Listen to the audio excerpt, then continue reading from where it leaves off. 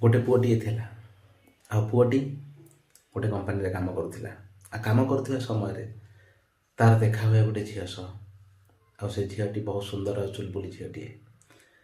धीरे धीरे से मध्य प्रेम संपर्क गढ़ी उठे। दुहें दुहें को पसंद करने को लगती।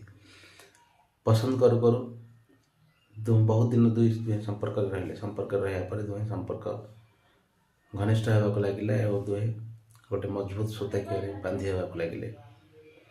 पर से माने दुहें गोटे विवाहर निष्पत्ति नेले और विवाहर निष्पत्ति नेवा पूर्व पुओटी जानी पारिला कि ताकू ब्लड कैंसर। से चाहू नथिला ता लगी से झीलटीर जीवन नष्ट हुए तो से अल्प दिन अतिथि धरापृष्ठ। तेणु पुओटी चेष्टा कला ता प्रेमिका ठार केमती दूरे जावाई। शेष से कौन कला गोटे उपाय बांचिला एवं तार मैंने सहयोगी बंधु बा बांधवी को तार सहयोग मागिला और कहला कि से झील आगे मो सह नाटक कर कि तुम्हें मत भल पाउछ मु तुमको अधिक भल पाउछि। एमिति हैला।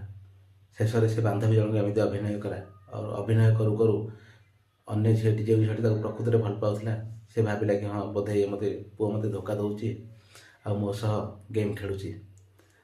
शेष एमती हैला। से झील ताकू भूल बुझिला एवं ताठो दूरे गला। जो दिन पुओटीर मृत्यु हो गला से ही दिन तार से बांधवी जनक को जना नाथिला कि तार मृत्यु हो सारी। एमती हठात देखा हुए से झील सह आ से झील को सब सत कथा कहीदे कि एमती एमती होता ब्लड कैंसर होता से पुओटी तो ठार दूरे जाइला मुझे केवल अभिनय करी। तापर झीलटी बहुत कांदी आते आसी देखे तो पुओटी मृत्युवरण कर सारी।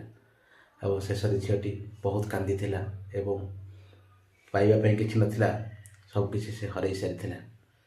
और से तार निजर भूल पाई क्षमा मागुला और शेष तार प्रेम को से पाई पारा ना सेमिति ही रहीगला। केमती लगे मो स्टोरीटी जदि भल लगे निश्चय शेयर करेंगे। राधे राधे।